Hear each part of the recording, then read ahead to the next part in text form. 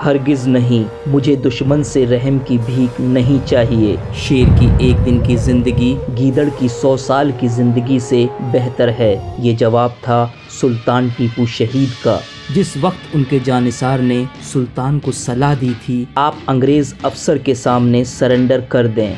सुल्तान टीपू की जिंदगी पर नजर डालने से पहले मैं यहाँ एक अहम घटना का जिक्र करूंगा। उड़ीसा के भूतपूर्व राज्यपाल, राज्यसभा के सदस्य और इतिहासकार विशंबर नाथ पांडे ने अपने अभिभाषण और लेखन के जरिए ऐसे ही ऐतिहासिक तथ्यों को उजागर किया। बात उस वक्त की है जब वो इलाहाबाद में 1928 ईस्वी में टीपू सुल्तान के संबंध में रिसर्च कर रहे थे। वहाँ उनकी निगाह एक इतिहास की पुस्तक पर पड़ी और जब उन्होंने उस किताब में टीपू सुल्तान से संबंधित अध्याय को देखा तो आश्चर्यचकित रह गए, क्योंकि उसमें लिखा था 3000 ब्राह्मणों ने आत्महत्या कर ली क्योंकि टीपू सुल्तान उन्हें जबरदस्ती मुसलमान बनाना चाहता था। उन्होंने ये देखकर तुरंत इस किताब के लेखक महापोध्याय डॉक्टर हरप्रसाद शास्त्री, जो कि कलकत्ता विश्वविद्यालय के संस्कृत विभाग के अध्यक्ष थे, उनको पत्र द्वारा पूछा कि आपने टीपू सुल्तान के संबंध में जो लिखा है उसका क्या आधार और हवाला है। कई पत्र लिखने के बाद उन्हें जवाब मिला कि डॉक्टर शास्त्री ने ये घटना मैसूर गजेटियर से ली है और जब इस तथ्य की जांच की गई तो प्रोफेसर श्री कंटैया ने, जो कि उस वक्त मैसूर गजेटियर का नया एडिशन तैयार कर रहे थे, उन्होंने बताया 3000 ब्राह्मणों की घटना का मैसूर गजेटियर में कहीं भी जिक्र नहीं है। प्रोफेसर श्री कंटैया ने ये भी सूचित किया कि टीपू सुल्तान के प्रधानमंत्री पुन्नैया और उनके सेनापति कृष्णराव एक ब्राह्मण थे। साथ ही उन्होंने 156 मंदिरों की एक सूची भी भेजी जिन्हें टीपू सुल्तान वार्षिक अनुदान दिया करता था। टीपू सुल्तान 10 नवंबर 1750 ईस्वी में देवनहल्ली, आज के बेंगलुरु, कर्नाटक राज्य में पैदा हुए। वो अपने बाप हैदर अली की तरह तमाम सिपाहियाना सलाहियत के मालिक थे। उनकी बहादुरी और दिलेरी का एक किस्सा बहुत मशहूर है।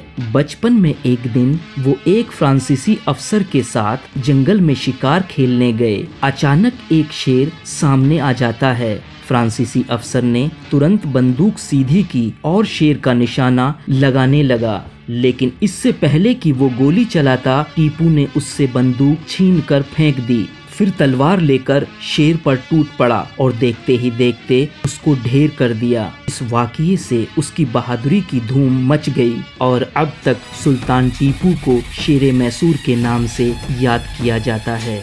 सुल्तान टीपू दीन का शैदाई और इस्लाम से मोहब्बत रखने वाला हुक्मरान था। वो समाजी बुराई और गैर शरई बातों का सख्त विरोधी था। उसने अपनी सल्तनत में शराब और जुए पर सख्त पाबंदी लगा रखी थी। सुल्तान टीपू इंसाफ पसंद बादशाह था। उसने हर धर्म के मानने वालों को अपनी मजहबी रस्में अदा करने की पूरी आज़ादी दे रखी थी। सुल्तान को आज़ादी बहुत पसंद थी। उसने ऐलान कर दिया कि इस वक्त मुल्क में जितने भी गुलाम हैं वो बिल्कुल आज़ाद हैं और आइंदा कोई व्यक्ति तनख्वाह के बगैर किसी को नौकर नहीं रख सकता। इस कानून से मैसूर में मौजूद हजारों गुलामों को आज़ादी मिल गई। सुल्तान टीपू जागीरदारी निजाम का भी विरोधी था। उसने तमाम बड़े बड़े जमींदारों की जमीनें जब्त करके छोटे और गरीब किसानों में बांट दी। सुल्तान टीपू गैर मुल्की चीजों को पसंद नहीं करता था। उसने राष्ट्रीय उद्योग और व्यापार की तरक्की के लिए व्यापारियों और छोटे दस्तकारों का हर तरह से हौसला बढ़ाया और उनकी मदद की ताकि मुल्क की दौलत मुल्क में ही रहे और मुल्क तरक्की की राह पर चले।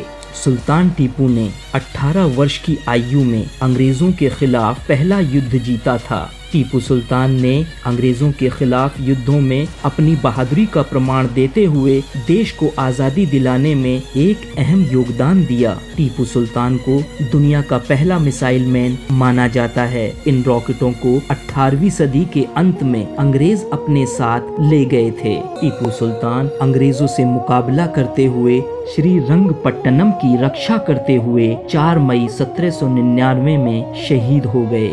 महात्मा गांधी की वो टिप्पणी काबिले गौर है जिसे उन्होंने अपने अखबार यंग इंडिया में 23 जनवरी 1930 में लिखा था। मैसूर के फतेह अली टीपू को विदेशी इतिहासकारों ने इस तरह पेश किया है मानो उसने अपनी हिंदू प्रजा पर जुल्म ढाए, जबकि हकीकत इसके बिल्कुल खिलाफ है। कर्नाटका आर्कोलॉजी डिपार्टमेंट के पास आज भी ऐसे पत्र मौजूद हैं जो टीपू सुल्तान ने श्रृंगेरी मठ के जगत गुरु शंकराचार्य को लिखे थे। ये पत्र भारत के इतिहास में सुनहरी अक्षरों में लिखे जाने के काबिल हैं। टीपू एक महान शहीद थे जो किसी भी नजर से आजादी की राह का शहीद माना जाएगा। उसे अपनी इबादत में हिंदू मंदिरों की घंटियों की आवाज से कोई परेशानी महसूस नहीं होती थी।